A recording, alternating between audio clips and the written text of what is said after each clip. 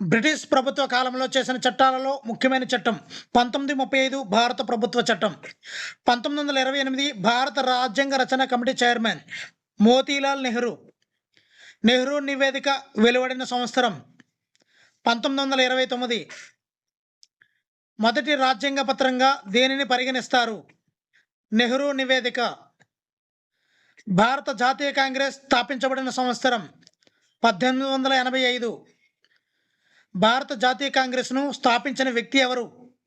ఏవో హ్యూమ్. భారత రాజ్యాంగం ఏ రూపంలో ఉంది? లిఖిత రూపంలో భారత రాజ్యాంగం ఉంది. రాజ్యాంగాన్ని రూపొందించుకోవడానికి ఎన్నుకోబడిన ప్రతినిధులతో ఏర్పడిన సభ రాజ్యాంగ సభ.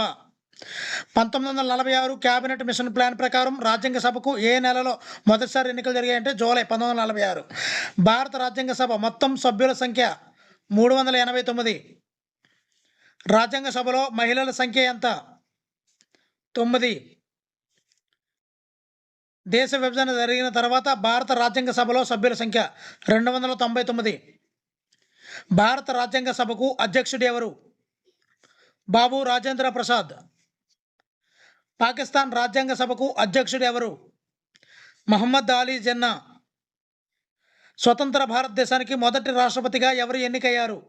బాబు రాజేంద్ర ప్రసాద్. ముసాయిదా రాజ్యాంగాన్ని తయారు చేసే బాధ్యతను ఏ కమిటీకి అప్పగించారంటే రాజ్యాంగ ముసాయిదా కమిటీ. రాజ్యాంగ ముసాయిదా కమిటీ ఏ రోజున ఏర్పడింది? ఆగస్టు 29, 1947. రాజ్యాంగ ముసాయిదా కమిటీ ఎవరి అధ్యక్షతన ఏర్పడింది? బిఆర్ అంబేద్కర్. Thank you.